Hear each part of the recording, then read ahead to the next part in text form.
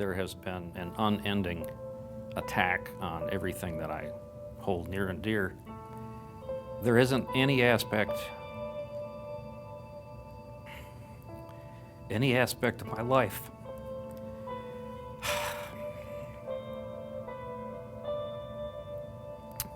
and my family's that really hasn't been affected.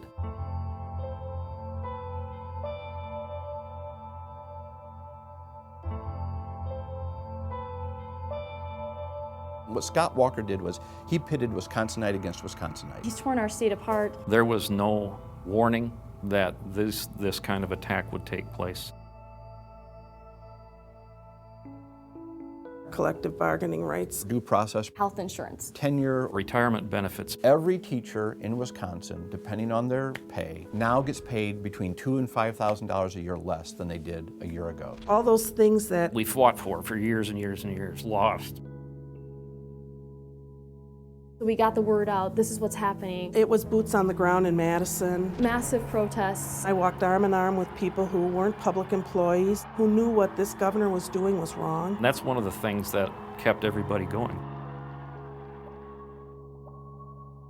So instead of contracts between teachers, school employees, and their employer, there are policy handbooks. A 2-page document of guidelines. There's a school district that, in their policy handbook, requires women educators to wear skirts or dresses that are below the knee and heels. Putting in things about what you could and couldn't do on your personal days. Policy handbooks that say you'll be dismissed from teaching if you get a speeding ticket. In the past, we had some security in knowing they had to have just cause to attack us. If I make one wrong step, I could be out, and now what am I going to do?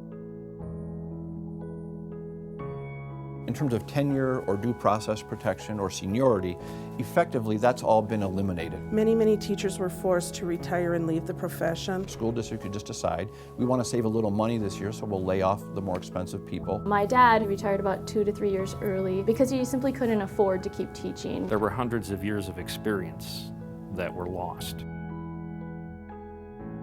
A teacher's work conditions are the students' learning conditions. Districts have 30 to 40 kids in a classroom. That just seems unreasonable. There's not even room in the classrooms for the teachers to walk up and down the aisle. It definitely hurts the kids. Our children are losing. If I could wave a magic wand and go back, I would have moved more quickly on a reform agenda. I would have built deeper and better community partnerships. If you really care about what's going on with your students, you need to care about what's going on politically. If there's a message to my fellow teachers is how important being active in politics is. This is an attack on a national level. Listen to people in Ohio and Indiana and Wisconsin. And if we can fix it here, we can spread out and reclaim some of what's been done in other states. It really is a battle, and it's important, and the stakes are really high. There comes a point when you just have to stand up and say, this is wrong. You've got to communicate with each other, you've got to unite, and you've got to stand up for what you believe.